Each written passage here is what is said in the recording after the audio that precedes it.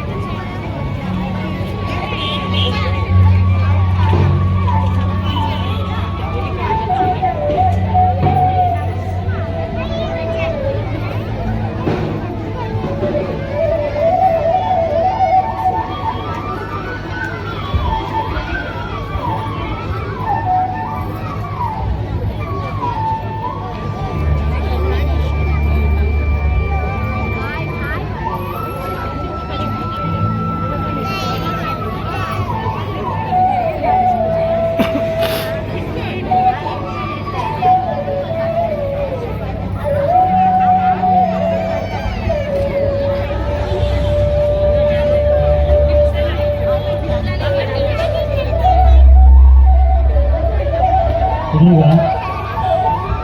ಧ್ವಜವಂದನೆ ಮುಗಿತಾ ಬಂದಿದೆ. ಧ್ವಜಾರೋಹಣ ಈಗ ಕಾರ್ಯಕ್ರಮ. ಇದಕ್ಕೆ ನಿಸರ್ಗ ವಿದ್ಯಾಸಂಸ್ಥೆಯ ಮುಖ್ಯ ಶಿಕ್ಷಕಿಯಾದಂತಹ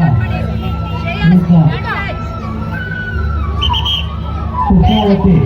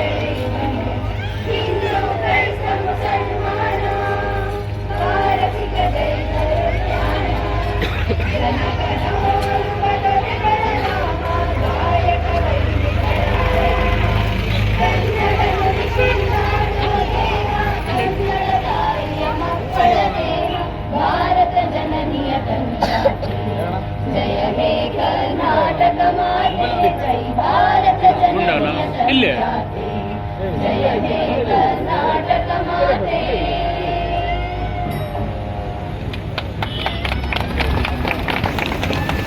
ಶಾಲಾ ಮುದ್ದು ಮಕ್ಕಳಿಗೆ ಹೃದಯಪೂರ್ವಕವಾದ ಧನ್ಯವಾದಗಳು. ಇದೀಗ ಚಿಕ್ಕ ವೇದಿಕೆ ಕಾರ್ಯಕ್ರಮ, ಯಾಕಂದ್ರೆ ಇದು ದೃಷ್ಟಿದ್ರೆ ವೇದಿಕೆ ಸಿದ್ಧಪಡಿಸಿದ್ದೀವಿ. ದಯವಿಟ್ಟು ಎಲ್ಲ ಮುಖ್ಯಸ್ಥರು ಉಪಸ್ಥಿತಿಯಾಗಿ ವೇದಿಕೆಯನ್ನು ಅಲಂಕರಿಸಬೇಕಾಗಿ ಕೇಳ್ಕೊಳ್ತಾ ಇದ್ದೇವೆ. ಇವತ್ತಷ್ಟೇ ವೇದಿಕೆ ಮೇಲೆ ಹತ್ತುತ್ತಾ ಇದ್ದೀವಿ. ಏನಾದರೂ ತಪ್ಪು ಒಪ್ಪುಗಳಾದರೆ ಸಭೆಗೆ ಮಾತಿಗೆ ಕೇಳ್ಕೊಳ್ತೀವಿ. ಪ್ರಥಮವಾಗಿ ನನ್ನನ್ನು ಧ್ವಜಾರೋಹಣ ಕಾರ್ಯಕ್ರಮಕ್ಕೆ ಆಯ್ಕೆ ಮಾಡಿದ ಕನ್ನಡ ರಕ್ಷಣಾ ವೇದಿಕೆಯ ಅಧ್ಯಕ್ಷರು ಹಾಗೂ ಸದಸ್ಯರುಗಳಿಗೆ ವಂದನೆಯನ್ನು ಸಲ್ಲಿಸುತ್ತಿದ್ದೇನೆ.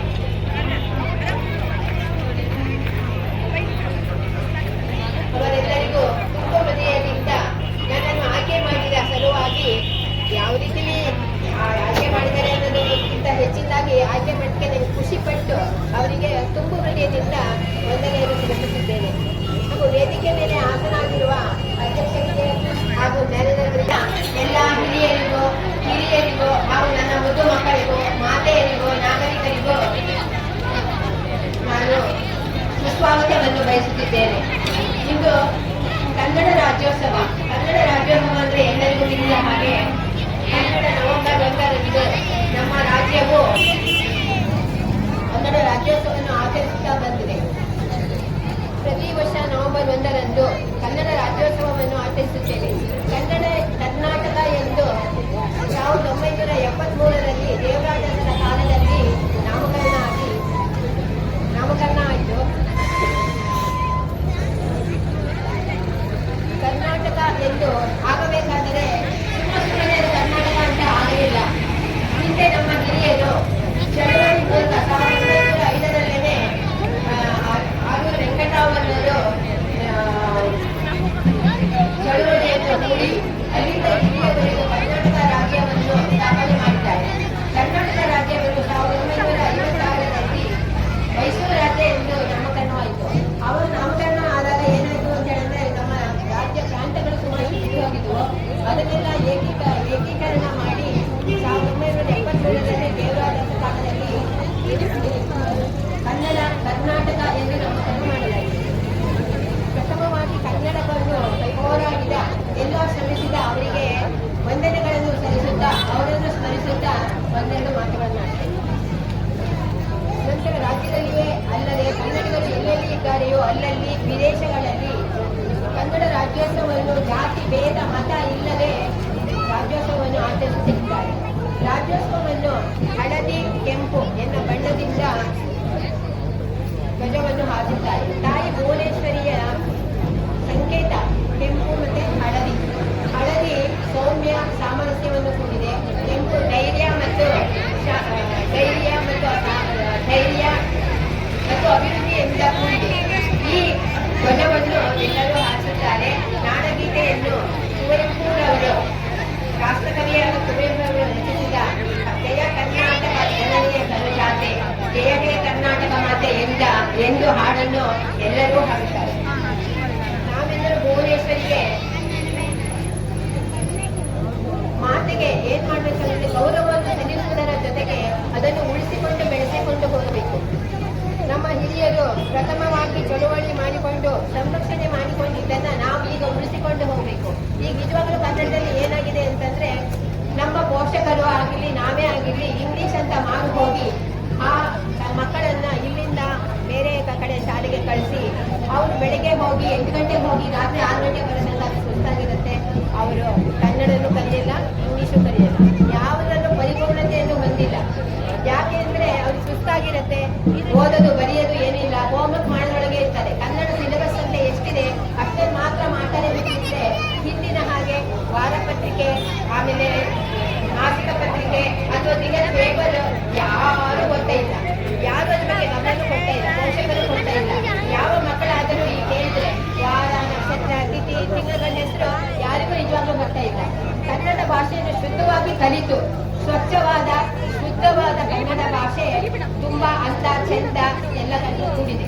ಆದ್ರೆ ಅದನ್ನೇ ಎಲ್ಲ ಮರ್ತ್ಬಿಟ್ಟು ನಮ್ಮ ಮಾತೃಭಾಷೆಯನ್ನ ಮರ್ತ್ಬಿಟ್ಟು ಬೇರೆ ಭಾಷೆಗೆ ಎಲ್ಲರೂ ಮಾರು ಹೋಗಿದ್ದಾರೆ. ನಮ್ಮ ಕನ್ನಡವನ್ನು ನಾವು ಶುದ್ಧವಾಗಿ ಕಲಿತರೆ ಬೇರೆ ಎಲ್ಲ ಭಾಷೆಯನ್ನು ಯಾವ ಟೈಮಲ್ಲಾದರೂ ಹೇಗಾದರೂ ಎಲ್ಲಾದರೂ ಕಲಿಬಹುದು. ಹೇಗಾದರೂ ಈಗಂತೂ ಮೊಬೈಲಿಂದ ಎಲ್ಲರೂ ಕಲಿತಾ ಇದ್ದಾರೆ ಎಲ್ಲ ಭಾಷೆನ. ಆದರೆ ಈಗ ಏನಾಗಿದೆ ಅಂದರೆ ಮಕ್ಕಳಿಗೆ ಕನ್ನಡನೇ ಸ್ವಚ್ಛವಾಗಿ ಬರಲ್ಲ, ಕಾಗುಣಿತ ಬರಲ್ಲ, ಒತ್ತಕ್ಷರ ಬರಲ್ಲ, ಏನು ಬರಲ್ಲ. ಇಲ್ಲಿ LKG UKG ಕಲ್ತಿದ್ರು ಸಹ ಅವರಿಗೆ ಮುಂದೆ ಹೋದಂಗೆ ಇಂಗ್ಲಿಷಿನಲ್ಲಿ ಪದವಿ ಪಡೆದರೂ ಸಹ ಅವರಿಗೆ ಕನ್ನಡದ ಬಗ್ಗೆ ಏನು ಗೊತ್ತಿಲ್ಲ. ಆಗಲಿ ಇಂಗ್ಲಿಷಿನಾದ್ರೂ ಪರಿಣಿತರು ಆಗಿದ್ದಾರೆ ಅಂತ ಹೇಳಿದರೆ ಅದರಲ್ಲೂ ಪರಿಣತೆ ಆಗಿಲ್ಲ. ಹೌದಲ್ವಾ? ನೀವೇ ಯೋಚನೆ ಮಾಡಿ.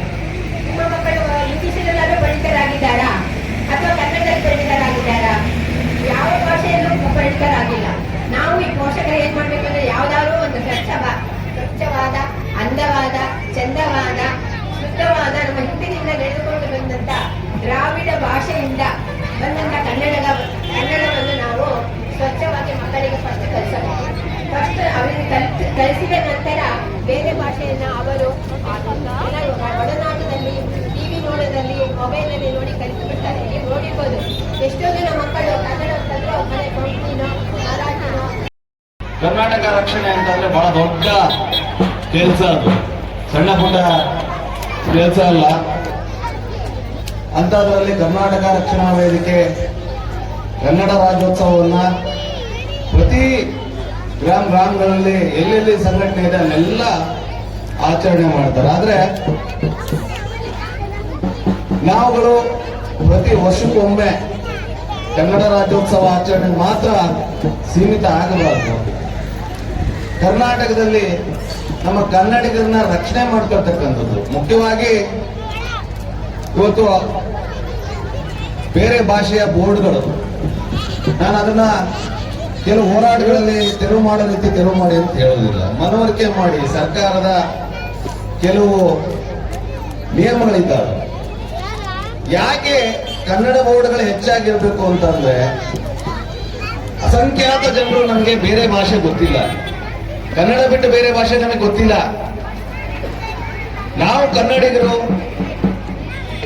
ನಮಗೆ ಮಾತು ಬಂದ್ರು, ನಮಗೆ ಒಂದು ಭಾಷೆ ಇದ್ರು ಕೂಡ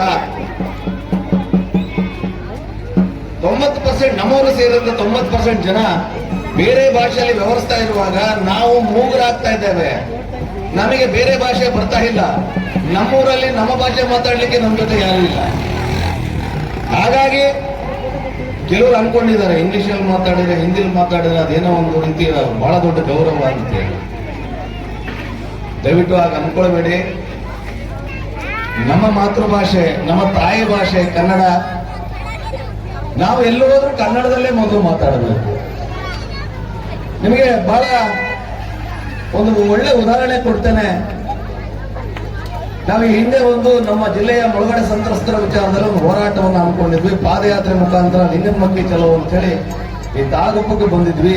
ನೀವೆಲ್ಲ ನೋಡಿದ್ರಿ. ತಾಳಗುಪ್ಪದಲ್ಲಿ ನಮ್ಮ ರೈತ ಸಂಘದ ಪ್ರಮುಖರು, ನಾಯಕರು, ಮುಖಂಡರು, ತಾಯಂದ್ರೆಲ್ಲ ಬಹಳ ಅದ್ಭುತವಾಗಿ ನಮ್ಮ ನೋಡಿಕೊಂಡ್ರು. ಅನ್ನ, ಆಹಾರ, ನೀರು ಕೊಟ್ಟು ನಮ್ಮನ್ನ ಮುಂದೆ ಕಳಿಸ್ಕೊಟ್ರು.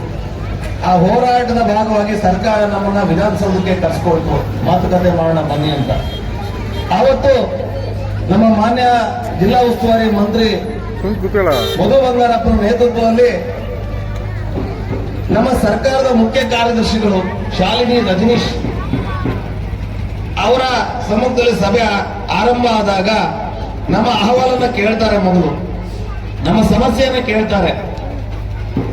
ಅದಕ್ಕೆ ಉತ್ತರವನ್ನ ಕೊಡುವ ಸಂದರ್ಭದಲ್ಲಿ ಸರ್ಕಾರದ ಕಡೆಯಿಂದ ಯಾವ್ಯಾವ ನಿರ್ಧಾರಗಳಾಗಿದೆ ಅಂತೇಳಿ ಬೇರೆ ಬೇರೆ ಇಲಾಖೆಯ ಪುರುಷ ಅಧಿಕಾರಿಗಳನ್ನ ತಾಯಿ ಪ್ರಶ್ನೆ ಮಾಡ್ತಾರೆ. ಆ ಪುರುಷ ಅಧಿಕಾರಿಗಳು ಅಂದ್ರೆ ಕೆಲವು ಇಲಾಖೆಯ ಸೆಕ್ರೆಟರಿಗಳು ಅವರು ಇಂಗ್ಲಿಷ್ನಲ್ಲಿ ಉತ್ತರ ಕೊಡ್ಲಿಕ್ಕೆ ಬಂದಾಗ ಆ ತಾಯಿ ನಮ್ಮ ರಾಜ್ಯದ ಮುಖ್ಯ ಕಾರ್ಯದರ್ಶಿಗಳು, ಸರ್ಕಾರದ ಮುಖ್ಯ ಕಾರ್ಯದರ್ಶಿಗಳು ಇಂಗ್ಲಿಷ್ನಲ್ಲಿ ಮಾತಾಡಬೇಡಿ, ಕನ್ನಡದಲ್ಲೇ ಹೇಳಿದ್ರು. ಅದು ನಮಗೆ ಹೆಮ್ಮೆ. ಯಾಕೆ ಹೇಳಿದ್ರು ಅವರು? ಹಾಗಾದ್ರೆ ಶಾಲಿನಿ ರಜನೀಶ್ಗೆ ಇಂಗ್ಲಿಷ್ ಅರ್ಥ ಆಗಲ್ವೇ? ಅರ್ಥ ಆಗತ್ತೆ. ಸಮಸ್ಯೆ ಹೊತ್ತು ಬಂದಿರ್ತಕ್ಕಂಥ ರೈತರು ಎಲ್ರಿಗೂ ಇಂಗ್ಲಿಷ್ ಬರೋದಿಲ್ಲ ಅನ್ನೋ ಒಂದು ಕಾಳಜಿ ತಾಯಿದು. ಹಾಗಾಗಿ ನಾವು ಸಣ್ಣ ಪುಟ್ಟ ಜವಾಬ್ದಾರಿಗಳು ಸಿಕ್ಕಿದ ತಕ್ಷಣ ನಮ್ಮನ್ನ ನಾವು ಮರಿತೇವೆ. ಸಣ್ಣ ಸಣ್ಣ ಅಧಿಕಾರ ಸಿಕ್ಕಿದ ತಕ್ಷಣ ನಮ್ಮನ್ನ ನಾವು ಮರಿತೇವೆ. ನಮ್ಮವ್ರ ಮೇಲೇನೆ ನಾವು ದಬ್ಬಾಳಿಕೆಗಳನ್ನ ಮಾಡ್ತೇವೆ. ನಿಲ್ಲಬೇಕದು. ಮೊದಲು ಕರ್ನಾಟಕ ರಕ್ಷಣೆ ಅನ್ನೋದಕ್ಕಿಂತ ಮೊದಲು ನಮ್ಮೂರನ್ನ ನಾವು ರಕ್ಷಣೆ ಮಾಡ್ಕೊಳ್ಬೇಕು. ನಾವು ಹಣವಂತರ ಪರವಾಗಿಯೋ ನಾವು ಅಧಿಕಾರಸ್ಥರ ಪರವಾಗಿಯೋ ನಿಲ್ಲದೆ ನಮ್ಮವರ ಪರವಾಗಿ ನಿಲ್ಲಬೇಕು. ಇವತ್ತು ಈ ರಸ್ತೆ ಅಗಲೀಕರಣ ಮಾಡ್ತಾರೆ ಅಂತ ಬಂದಾಗ ಈ ಅಕ್ಕಪಕ್ಕದಲ್ಲಿ ಹಲವಾರು ಜನ ಜೀವನ ಕಟ್ಕೊಂಡಿದ್ದಾರೆ.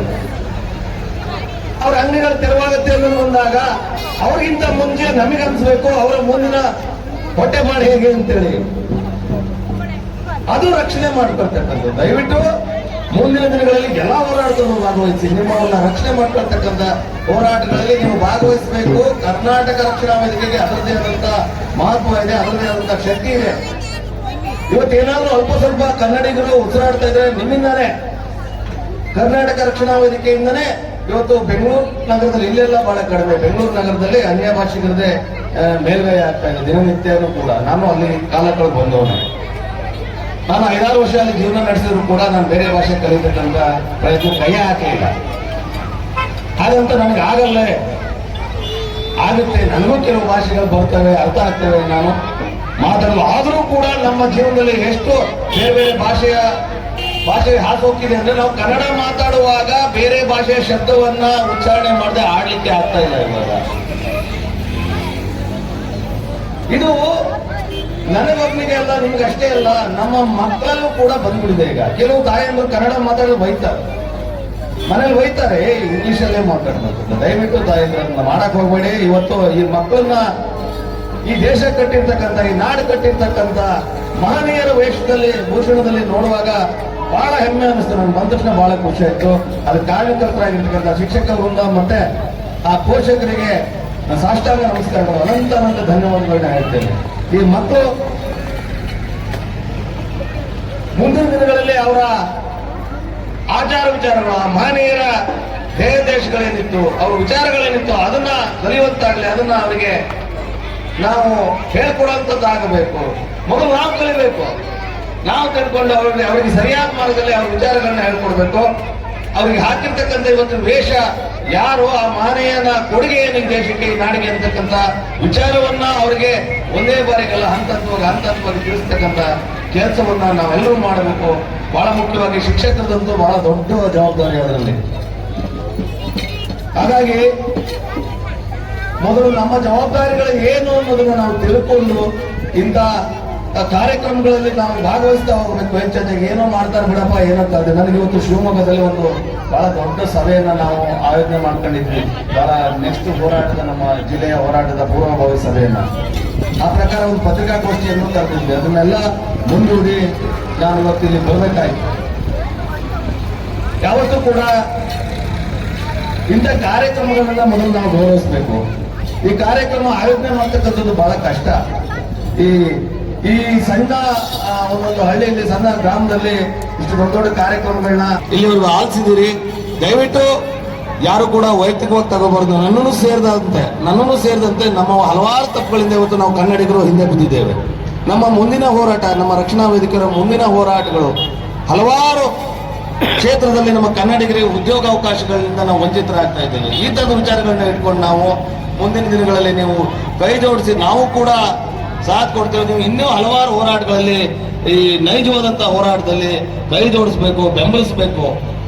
ಹಾಗಾಗಿ ತುಂಬಾ ಸಂಘಟನೆಗಳಿದ್ದಾವೆ. ಎಲ್ಲಾ ಸಂಘಟನೆಗಳದ್ದು ಒಂದೊಂದು ರೀತಿಯ ಹೋರಾಟಗಳು, ಬರೀ ಅಷ್ಟಕ್ಕೆ ಮಾತ್ರ ಸೀಮಿತ ಆಗಬಾರ್ದು. ಕರ್ನಾಟಕ ರಕ್ಷಣಾ ವೇದಿಕೆ ಅಂತಂದ್ರೆ ನಾವು ಕರ್ನಾಟಕದ ಹಲವಾರು ವಿಚಾರದಲ್ಲಿ ನಾವು ರಕ್ಷಣೆ ಮಾಡ್ಕೊಳ್ತಕ್ಕಂಥ ಜವಾಬ್ದಾರಿ ಮತ್ತು ಹೋರಾಟವನ್ನು ರೂಪಿಸಬೇಕು. ಹಾಗೆ ಈ ಕಾರ್ಯಕ್ರಮದಲ್ಲಿ ಎಲ್ಲರೂ ಪಾಲ್ಗೊಂಡಿರ್ತಕ್ಕಂಥ ಹಾಗೂ ಬೇರೆ ಬೇರೆ ಕಡೆಯಿಂದ ಬಂದಿರ್ತಕ್ಕಂಥ ಎಲ್ಲರಿಗೂ ನನ್ನ ಮಾತನ್ನ ಮುಗಿಸ್ತೀನಿ. ಧನ್ಯವಾದಗಳು.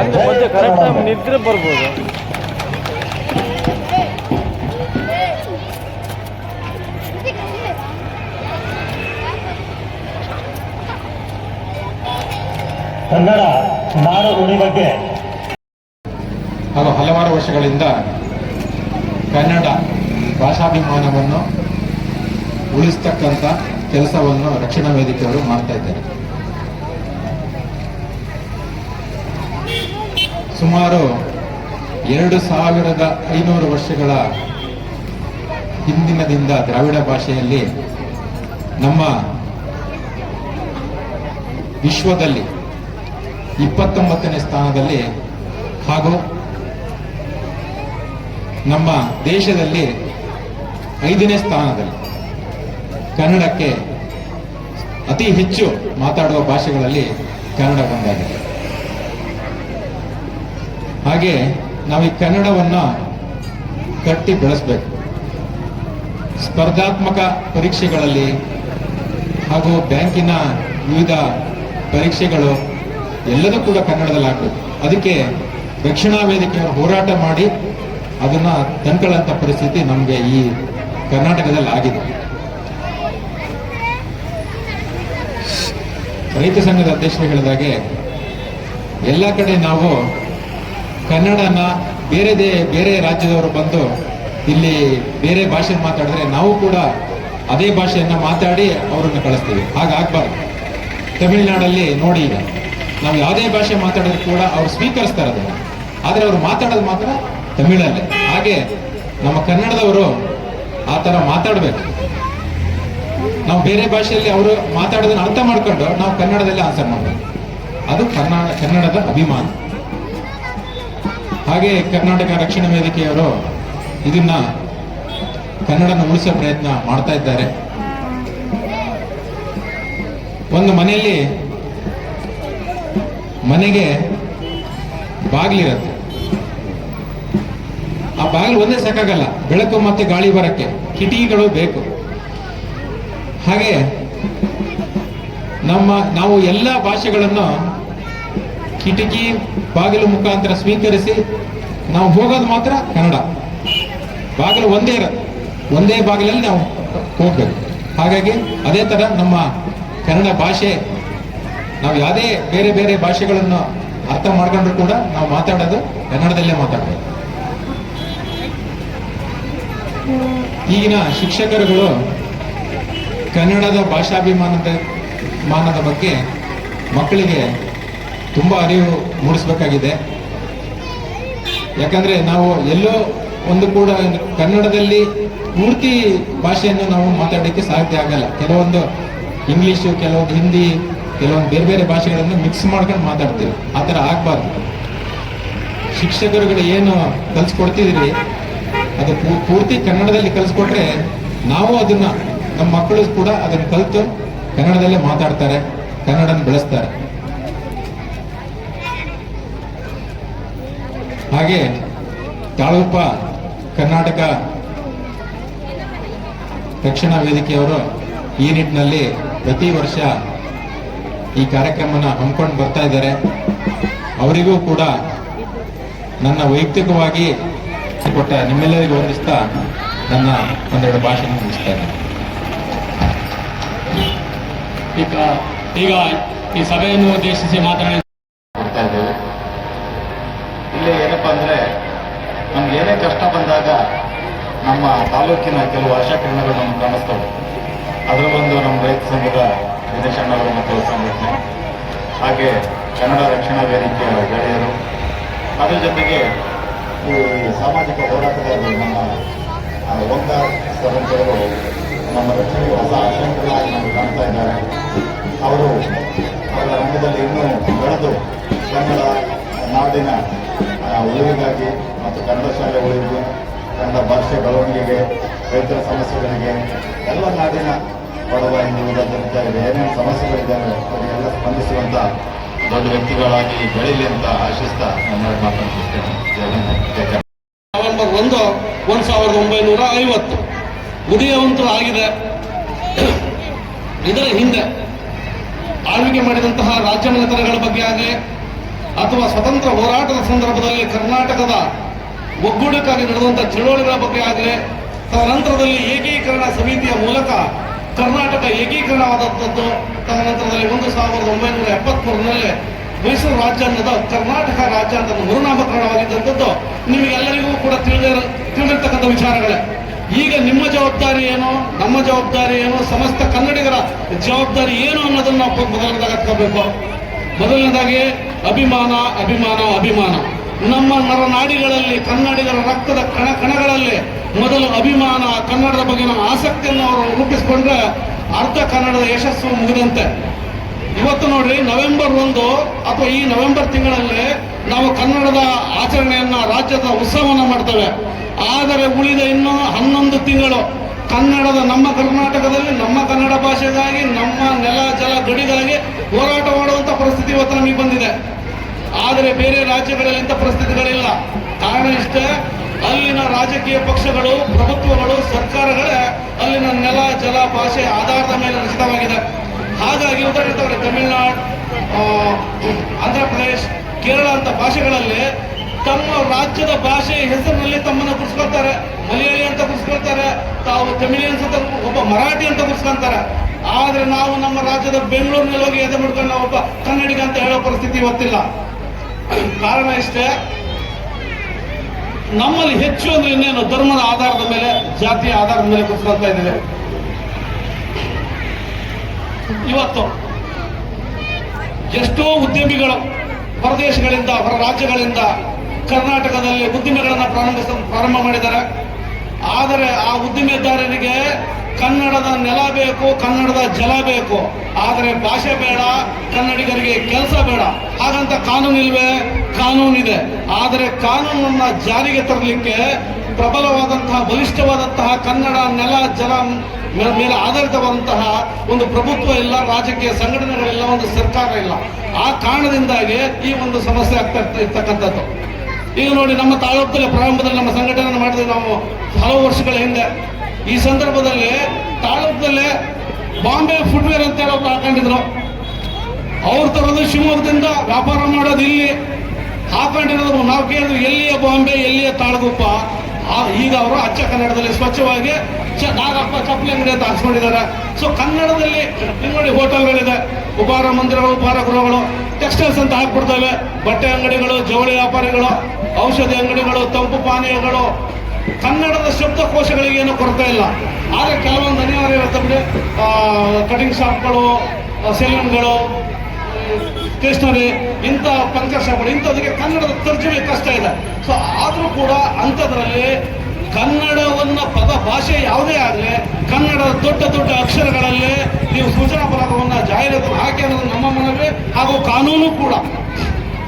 ಇವತ್ತು ನೋಡಿ, ಇಂಗ್ಲಿಷ್ ಭಾಷೆ ನಮ್ಮನ್ನು ಆಳ್ತಾ ಇರುವಂತ, ನಮ್ಮ ಉಸ್ತುವಾರಿ ಮಾಡ್ತಿರ್ತಕ್ಕಂಥ ಇಂಗ್ಲಿಷ್ ಭಾಷೆ ಆಗಲಿ ಅಥವಾ ಹಿಂದಿ ಭಾಷೆಗಾಗಲಿ ಸ್ವಂತ ಲಿಪಿಗಳೇ ಇಲ್ಲ.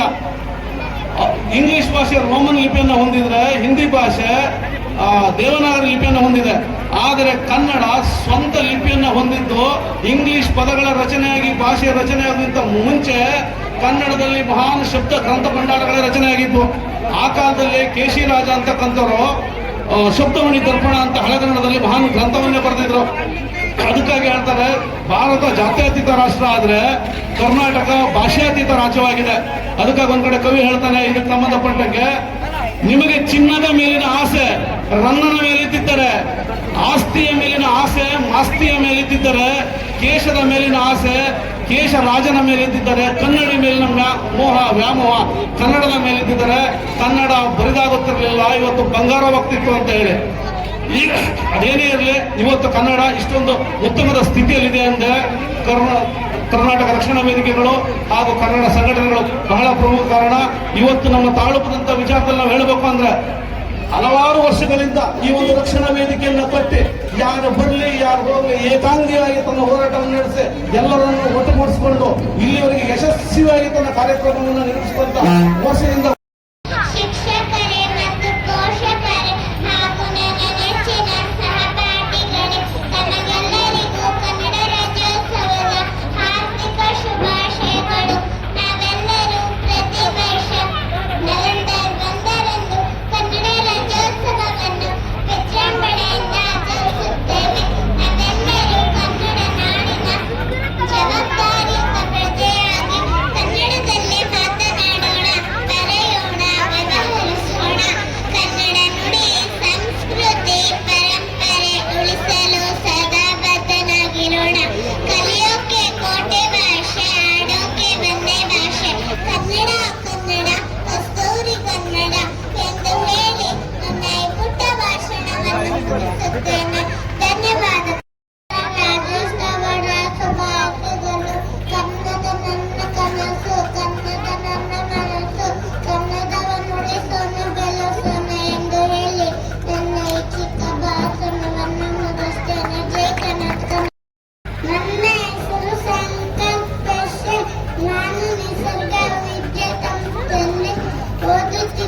ಎಲ್ಲರಿಗೂ ಕನ್ನಡ ರಾಜ್ಯೋತ್ಸವದ ಶುಭಾಶಯಗಳು. ಕನ್ನಡ ನಾಡಲ್ಲಿ ಹುಟ್ಟಿದ ನಾವೇ ಪುಣ್ಯವಂತರ. ನಾವು ನೀವೆಲ್ಲರೂ ಸೇರಿ ಕನ್ನಡ ನಾಡು ನುಡಿ ಉಳಿಸಿ ಬೆಳೆಸೋಣ.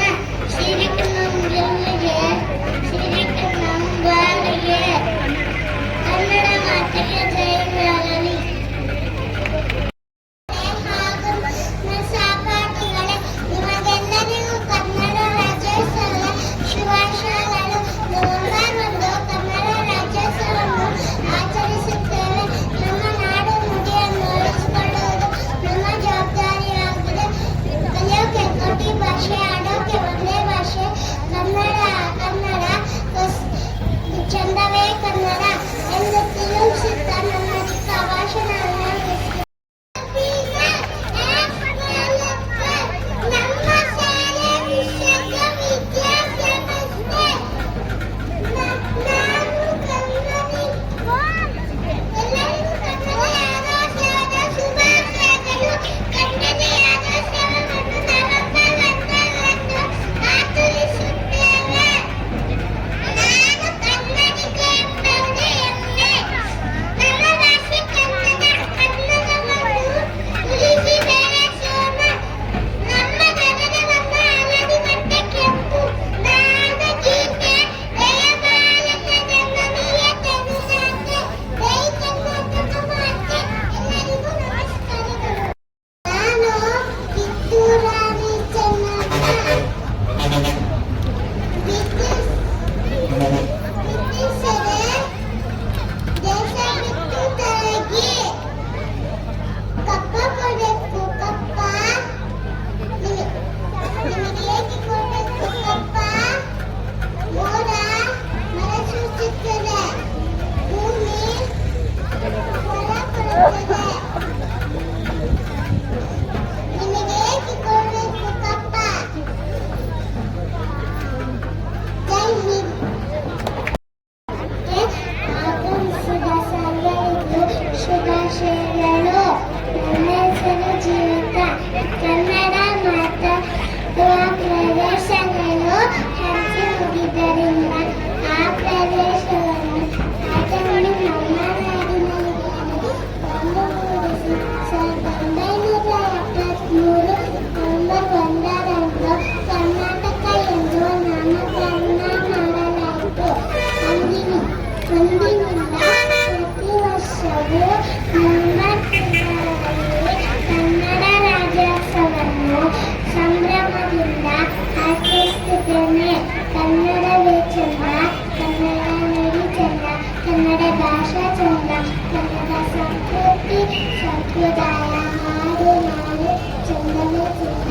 ಹಲವಾರು ಭಾಷೆಯನ್ನು ಕನ್ನಡದ ಮೂಲವು ಯಾವ ಭಾಷೆಗೂ ಸರಿಸಾಟಿ ಇಲ್ಲ. ಕನ್ನಡಿಗರಾದ ನಾವು ಕನ್ನಡವನ್ನು ಉಳಿಸಿಕೊಂಡು ಬೆಳೆಸಬೇಕೆಂದು ಕೇಳುತ್ತಾ ನನ್ನ ಪುಟ್ಟ ಭಾಷಣವನ್ನು ಮುಗಿಸುತ್ತೇನೆ. ಜೈ ಕನ್ನಡ ಮಾತೆ. ನಾನು ಸಂಗೊಳ್ಳಿ ರಾಯಣ್ಣ. ಮುಚ್ಚು ಬಾಯ್. ತಾಯಿಯ ಸ್ಥಾನಕ್ಕೆ ಬಂದು ತಾಯಿಗೆ ಎಚ್ಚರಿಕೆ ಕೊಡಲ್ತು ಸೊಪ್ಪೇನ ನಿಮಗ? ಇಲ್ಲಿ ಕಟೇಲ್ ಮಾಡುವ ಅಧಿಕಾರ ಇರುವುದು ನಮಗ, ನಿಮಗಲ್ಲ.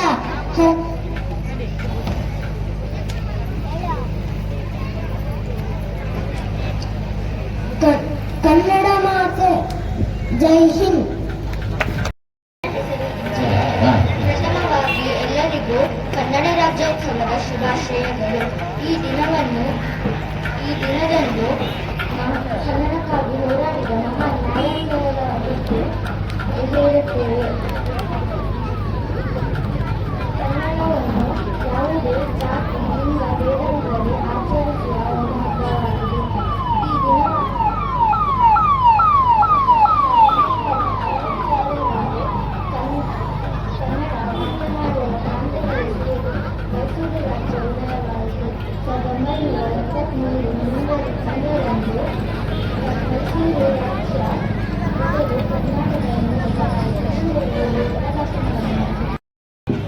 ಕನ್ನಡ ರಾಜ್ಯೋತ್ಸವದ ಶುಭಾಶಯಗಳು. ಈಗಾಗಲೇ ನಮ್ಮ ಕಡೆಗೆ ಹೋಗ್ಬಿಟ್ಟು ಧ್ವಜಾರೋಹಣ ಮಾಡಿದಂಥ ನಮ್ಮ ಆತ್ಮೀಯರು ಈ ತಾಲೂಕದ ತಾಲೂಕದಲ್ಲಿ ಹಿಂದೂ ಮನೆಗಾರ ಬಸವಣ್ಣನವರೇ ಹಾಗೂ ನಮ್ಮ ಆತ್ಮೀಯರು ದಿನೇಶಣ್ಣವರೇ ಹಾಗೂ ಬಿಸಿಸಿ ಪಾಲಕರಾದ ಮಾಲತೇಶ್ ಅವರೇ, ನಮ್ಮ ಶಾಲೆಯ ರಾಜ್ಯಾಚಾರ್ಯ ಹಾಗೂ ಎಸ್ಟಿಎಂಸಿ ಅಧ್ಯಕ್ಷರಾದ ಗಣೇಶ್ ರಾಮಣ್ಣವರೇ, ನಮ್ಮ ಆತ್ಮೀಯರು ತಾಲೂಕಲ್ಲಿ ಒಳ್ಳೆ ಕಾರ್ಯನಿರ್ವಹಿಸುವಂತ ಅಧಿಕಾರಿ ಔಪಚಾರಿಕರು ಮತ್ತು ದೇಶದ ಮುಖಂಡರು ಹಾಗೂ ಈ ಕಾರ್ಯಕ್ರಮಕ್ಕೆ ಆಗಮಿಸಿರುವ ಈ ಕೇಂದ್ರ ಬಿಂದುವಾಗಿರುವಂತಹ ಮುದ್ದು ಮಕ್ಕಳೇ ಹಾಗೂ ಊರಿನ ಸಮಸ್ತ ಕನ್ನಡಿಗರೇ ಹಾಗೂ ನನ್ನ ರಕ್ಷಣಾ ವೇದಿಕೆ ಎಲ್ಲ ಸದಸ್ಯರೇ, ಇವತ್ತು ಕರ್ನಾಟಕ ರಕ್ಷಣಾ ವೇದಿಕೆಯವರು ಕನ್ನಡ ರಾಜ್ಯೋತ್ಸವವನ್ನು ಆಚರಿಸಿದ್ವಿ. ಇದು 1ನೇ ತಾರೀಕು ಆಗಬೇಕಾಯಿತು. ಕಾಲಾಂತರದ ಹಬ್ಬ ಹಿಂದೆ ಮುಂದೆ ಬಂದಿರೋದ್ರಿಂದ ಸ್ವಲ್ಪ ಅಡಚಣೆಯಾಗಿ 1ನೇ ತಾರೀಕು ಮಾಡೋಕ್ಕಾಗಿಲ್ಲ. ಹಾಗಾಗಿ ಇವತ್ತು ಈ ಕರ್ನಾಟಕ ವೇದಿಕೆಯಿಂದ ಈ ಕಾರ್ಯಕ್ರಮವನ್ನು ಇಟ್ಕೊಂಡಿದ್ದೀವಿ. ಈ ಸಮಾರಂಭದಲ್ಲಿ ಈ ಮುದ್ದು ಮಕ್ಕಳು, ಶಾಲೆಯ ಮುದ್ದು ಮಕ್ಕಳು ಇವತ್ತು ಅವರ ವೇಷಭೂಷಣ, ಅವರ ಒಂದು ಬೆಳವಣಿಗೆ, ಇದಕ್ಕೆಲ್ಲ ಕಾರಣಕರ್ತರಾದ ಅವರ ತಂದೆ ತಾಯಿಯರು ಹಾಗೂ ಶಾಲೆಯ ಮುಖ್ಯೋಪಾಧ್ಯಾಯರು ಎಲ್ಲ ಶಿಕ್ಷಕರು, ಅವರಿಗೆ ಕರ್ನಾಟಕ ರಕ್ಷಣಾ ವೇದಿಕೆ ಪರವಾಗಿ ನಾನು ಅಭಿನಂದನೆ ತಿಳಿಸ್ತಾ ಇದ್ದೀನಿ. ಹಾಗೆ ಈಗ ಎಲ್ಲ ಮುಖಂಡರು ಕನ್ನಡ ನಾಡು ನುಡಿ ಬಗ್ಗೆ ಎಲ್ಲ ಮಾತಾಡಿದ್ದಾರೆ. ನಾವು ಯಾವತ್ತು ಯಾವುದೇ ಭಾಷೆಯನ್ನು ಆಡಲಿ, ನೀವು ಹೆತ್ತ ತಾಯಿ ಹಾಗೂ ಕನ್ನಡ ತಾಯಿ, ಈ ಕನ್ನಡ ತಾಯಿಯ ಭುವನೇಶ್ವರಿಯ ಮಣ್ಣಲ್ಲಿ ನಾವು ಹುಟ್ಟಿ ಇಲ್ಲಿಯ ನೀರು ಕುಡಿದು ಇಲ್ಲಿಯ ಬದುಕನ್ನು ನಾವು ಇವತ್ತು ಕಳೀತಾ ಇದ್ದೀವಿ. ಹಾಗಾಗಿ ಗಡಿ ವಿಚಾರಕ್ಕೆ, ನಾಡಿನ ವಿಚಾರಕ್ಕೆ, ಭಾಷೆ ವಿಚಾರಕ್ಕೆ ಬಂದಾಗ ರಕ್ಷಣಾ ವೇದಿಕೆ ಅಂತ ಹೇಳಲ್ಲ, ಪ್ರತಿಯೊಬ್ಬ ಕನ್ನಡಿಗರು ಈ ತಾಯಿಯ ಸೇವೆಗೆ ನಿಲ್ಲಬೇಕಾಗುತ್ತೆ. ಹಾಗಾಗಿ ಮುಂದಿನ ದಿವಸಗಳಲ್ಲಿ ರಕ್ಷಣಾ ವೇದಿಕೆ ಒಂದೇ ಕನ್ನಡವನ್ನು ಮಾಡೋಕ್ಕಾಗಲ್ಲ. ನಿಮ್ಮೆಲ್ಲರ ಸಹಕಾರ, ನಿಮ್ಮೆಲ್ಲರ ಬೆಂಬಲವಿದ್ರೆ ನಾವು ಹೋರಾಟವನ್ನು ಮಾಡಬಹುದು. ಹಾಗೆ ನಮ್ಮ ತಾಲೂಕಿನ ಸಮಸ್ತ ಎಲ್ಲ ನಾಗರಿಕ ಬಂಧುಗಳು ಹಾಗೂ ಎಲ್ಲರ ಅಂಗಡಿ ಮುಂದಿಟ್ಟವರು ಈ ಕಾರ್ಯಕ್ರಮಕ್ಕೆ ನಮಗೆ ತುಂಬಾ ಸಹಕಾರವನ್ನು ನೀಡಿದ್ದಾರೆ. ಹಾಗಾಗಿ ವರ್ಷ ಅವರ ಸಹಕಾರದಿಂದ ಈ ಕಾರ್ಯಕ್ರಮವನ್ನು ಯಶಸ್ವಿಗೊಳಿಸಿದ್ದಾರೆ. ಅವರಿಗೆ ಎಲ್ಲ ಜಾತಿಗಳಿಗೂ ನಾನು ಮತ್ತೊಮ್ಮೆ ರಕ್ಷಣೆಯ ವೇದಿಕೆ ಪರವಾಗಿ ಶುಭಾಶಯ ಕೊಡ್ತಾ ಇದ್ದೀನಿ. ಹಾಗೆಯೇ ಇಲ್ಲಿ ಯಾವ್ಯಾವುದೋ ಊರಿನಿಂದ ಬಂದು ಅಂಗಡಿ ಮುಖ್ಯಮಂತ್ರಿಗಳು ಹಾಕಿದ್ದಾರೆ. ಆದ್ರೆ ನಾವು ಯಾವುದೋ ಊರಿಂದ ಅಂತ ಹೇಳೋದು ತಪ್ಪಾಗುತ್ತೆ. ಕರ್ನಾಟಕದಲ್ಲಿ ಕನ್ನಡಿಗರು ಎಲ್ಲಿ ಬೇಕಾದ್ರೂ ಬದುಕಬಹುದು. ಆದರೆ ಈ ರಕ್ಷಣಾ ವೇದಿಕೆ ಅಂತ ಇಂಥ ಕಾರ್ಯಕ್ರಮಗಳು ಬಂದಾಗ ನೀವು ಬರೀ ನಿಮ್ಮ ಸ್ವಾರ್ಥವನ್ನು ಬಿಟ್ಟು ಏನೋ ಒಂದು ಒಳ್ಳೆ ಕೆಲಸ ಮಾಡ್ತಾ ಇದ್ದಾರೆ, ನಮಗಾಗೋ ಹೇಳೋದು ನಾವು ಮಾಡೋಣ ಅಂತ ಹೇಳಿ ಮುಂದಿನ ದಿವಸಗಳಲ್ಲಿ ಈ ಮನಸ್ಸಲ್ಲಿ ತರಬೇಕು. ಬರೀ ನಿಮ್ಮ ಸ್ವಾರ್ಥಕ್ಕೋಸ್ಕರ ದೂರ ಮಾಡಿಕೊಂಡು ನಿಮ್ಮ ಹೊಟ್ಟೆಪಾಡಿಗೋಸ್ಕರ ಇಲ್ಲಿ ಸ್ವಲ್ಪ ಮಾಡಬೇಕಾಗುತ್ತೆ. ಇಲ್ಲ ಇಂಥ ಕಾರ್ಯಕ್ರಮಗಳು ಭಾರಿ ಬೇಸರ. ಏನಾದ್ರು ಬೋಟವನ್ನು ನಡೆದೋಯ್ತು ಅಂದ್ರೆ ರಮಣ ನಿಮ್ ಬೋಟ ನಡೆದೋಗಿತ್ತು. ಇದು ಬೇಸಿಗೆ ವಿಚಾರ, ಇದು ನಿಜವಾಗ್ಲು. ಯಾಕಂದ್ರೆ ನಾನು ಒಬ್ಬ ಕನ್ನಡಿಗ, ನೀವು ಒಬ್ಬ ಕನ್ನಡಿಗರು, ನೀವು ಕನ್ನಡ ನೀರು ಕುಡಿತಾ ಇದ್ದೀರಿ. ಎಲ್ಲರೂ ಸೇರಿ ಕನ್ನಡ ತಾಯಿ ಮಕ್ಕಳು ನಾವು ಅಲ್ಲಿ ಉಳಿಸ್ಕೊಂಡು ಹೋಗೋಣ.